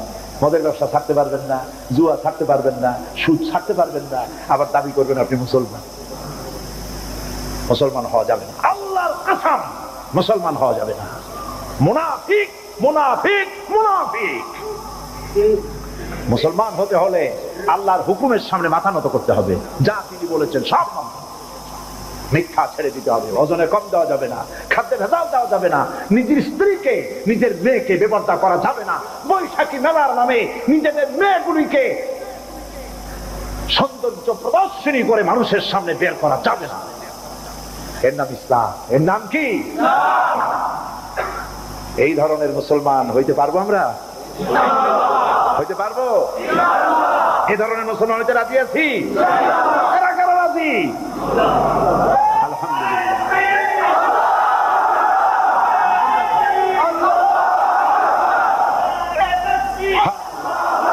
বলি আলহামদুলিল্লাহ। জোরে বলেন আলহামদুলিল্লাহ। এইরকম মুসলমান হতে হবে যে আমার চেহারা করতে হবে আল্লাহ যেভাবে হুকুম করেছেন, রাসূল যেভাবে করেছেন। আমার পা থেকে শুরু করে মাথা, জামা কাপড়, ওঠা বসা, চলা ফেরা সব করতে হবে আল্লাহ যেভাবে বলেছেন, রাসূল যেভাবে করেছেন।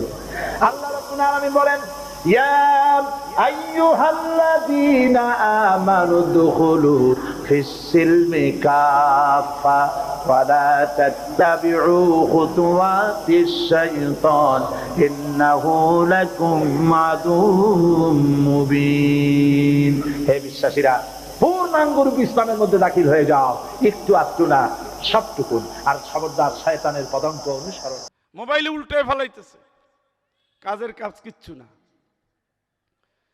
মুসলমান জন্মগতভাবে দিনের মুজাহিদ কথাটা মনে থাকতে হবে।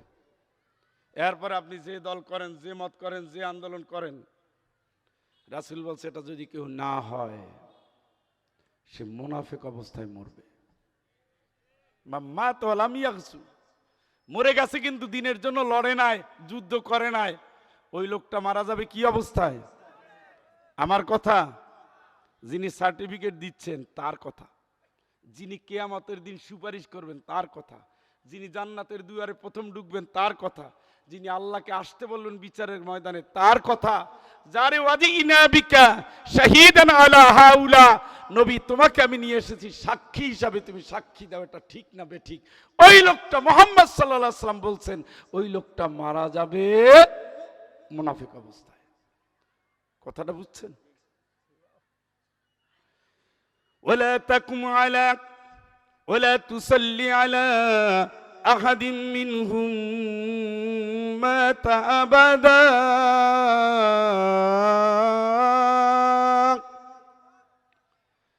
ওয়ালা তাকুম আলা কবরিহি। ও নবী তুমি শোনো, আমি আল্লাহ জানাই দেই, ইসলামটাকে যারা জীবনে মরণে একমাত্র ইসলাম জীবন ব্যবস্থা হিসেবে মেনে নিতে পারে নাই, একবার ডান দিকে গেছে ইসলামের বিপক্ষে, আরেকবার বাম দিকে গেছে ইসলামের বিপক্ষে। তোমারে দেখলে বলছে আমি ইমানদার।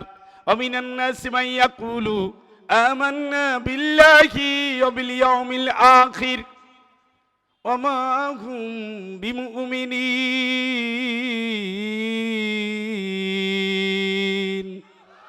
মানুষের মধ্যে কতগুলো মানুষ আছে তারা বলে আমরা আল্লাহর উপর ঈমান আনছি, পরকাল মানি। আল্লাহ করা বললে হবে কি আসলে ওরা ঈমানদার না।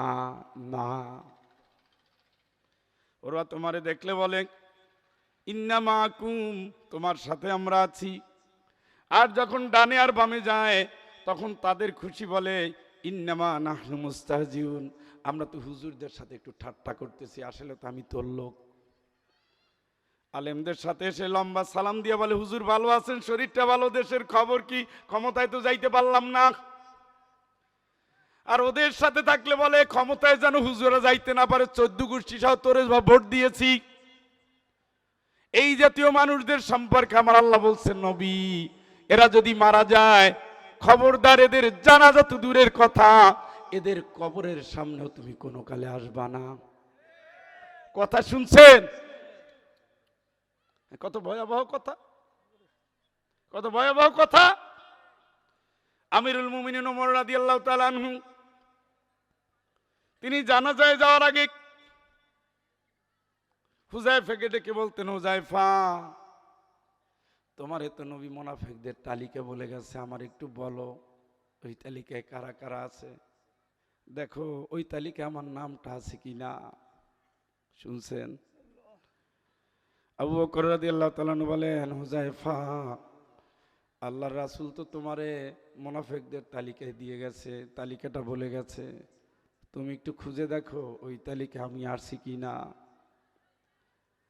আবু বকর রাদিয়াল্লাহু তাআলা আনহু, ওমর রাদিয়াল্লাহু তাআলা আনহু দুইজনেই জান্নাতের বাসিন্দা, দুইজনেই নবীর শ্বশুর, দুইজনেই আমিরুল মুমিনিন। দুইজনের জন্য আমার আল্লাহ জান্নাতে ঘর বানায়া রাখছে। মিরাজের রাত্রে আমার নবীজি দেখলেন খুব সুন্দর একটা প্রাসাদ। জিবরাইল আমিনকে বলেন, জিবরাইল ওটা কার বাড়ি? জিবরাইল বলেন, ইয়া রাসূলুল্লাহ ওটা তো ওমরের ঘর। সুবহানাল্লাহ। আল্লাহ রাসূল বলেন, ওমর ওই ঘরটা এত সুন্দর, আমার মন চেয়েছিল একবার ঢুকি, কিন্তু তোমার ইজ্জতের দিকে তাকায় আমি ঢুকতে পারি নাই। এই কথা শুনে আর ওমর কাঁদে, ইয়া রাসূলুল্লাহ আমার বাপ মা আপনার জন্য কোরবান হয়ে যাক, আপনার কাছে আমার ইজ্জতের আর দামটা কি? রাসূল উহুদের পাহাড়ে বসে আছেন, পাহাড় কাঁপতেছে। আল্লাহ রাসূল বলেন, পাহাড় তুমি কাঁপো কেন? তুমি কি জানো না তোমার উপরে একজন নবী, একজন সাদেক, একজন শহীদ তোমার উপরে বসে আছে। সুবহানাল্লাহ। কোন এতগুলো হাদিস আছে এদের নিয়ে। সেই আবু বকর রাদিয়াল্লাহু তাআলা খুঁজতেন আমি কি মুনাফিক হয়ে গেছি কিনা, সে ওমর খুঁজতেন আমি কি মুনাফিক হয়ে গিয়েছি না। আর ওমর রাদিয়াল্লাহু তাআলা যখনই কোনো জানাজায় যেতেন আগে হুযায়ফাকে বলতেন, দেখো এই লোকটা মুনাফিকের তালিকায় আছে কিনা, কারণ মুনাফিকের তালিকায় কোনো রাষ্ট্রপ্রধান যেতে পারে না, কোনো ইমানদার যেতে পারে না। আমার আল্লাহ যেহেতু নিষেধ করে দিয়েছেন কোনো মুনাফিকের জানাজা আমি পড়াতে পারি না। এরপরে আমিরুল মুমিনিন যদি নিশ্চিত হতেন এটা মুনাফিক, আরেকজনকে পাঠিয়ে দিতেন, আমি জানা যায় নাই। এইভাবে করে দুনিয়ার জিন্দিগি কেটে গেছে। আর আমরা এখন ইসলামের নাম নাই, গন্ধ নাই, মরার আগে ঘোষণা দেই পাক্কা ইমানদার ছিল, কাবা ঘর ঘুরে আসছে। সব কথার মূল হলো একজন মানুষ মরবে দিনের মুজাহিদ, দিনের যে মুজাহিদ সে মুসলমান, সে ইমানদার। সুবহানাল্লাহ। কোন কথা কি বুঝে আসছে নি? আরে উত্তর দেয় না। সূরার নাম আলে ইমরান। এই দুনিয়ায় যত আকর্ষণ, এক নম্বর হলো বউ। আলহামদুলিল্লাহ। কোন সুবিধা হইল না? যশোরবাসী বউরে ভালোবাসে না, জান্নাতে থাকবেন কেমনে? ওখানে বউ লাগবে। যারা এখন বিয়ে না করে মরে যাবে হেরে আল্লাহ বিয়ের ব্যবস্থা করে দিবে। এইবার একটু খুশি হয়েছে।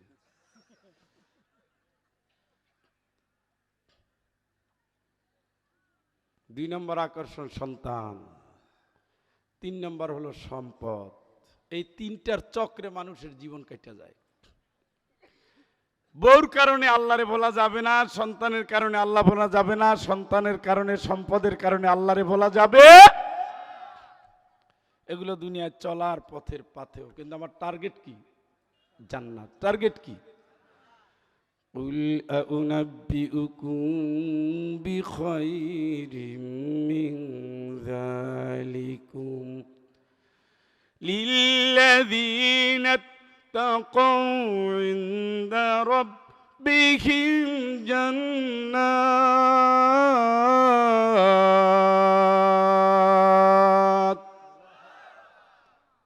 নবী তোমারে কি বলবো, এই বউর চেয়ে, সন্তানের চেয়ে, সম্পদের চেয়ে কোন জিনিসটা ভালো?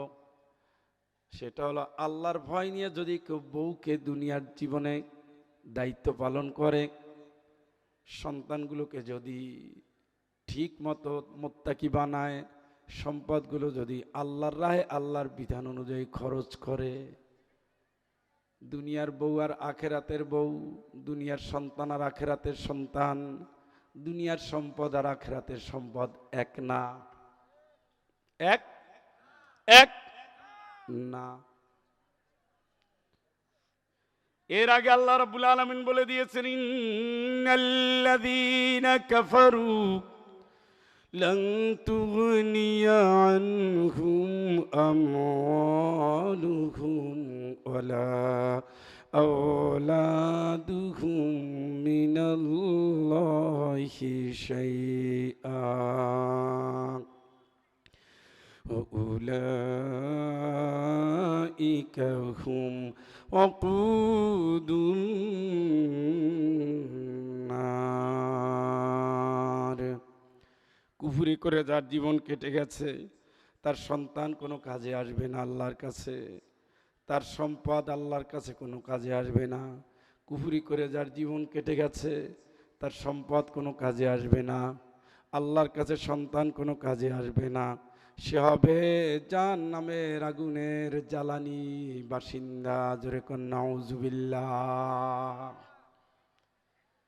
আর এই জায়গার ভিতরে বলছেন আল্লাহ তাআলা, মানুষ সবচেয়ে বেশি ভালোবাসে বউরে, তারপরে ভালোবাসে সন্তানের। এই বউর কারণে আল্লাহরে ভুলে যাবে না, বউর গোলাম হওয়া যাবে না।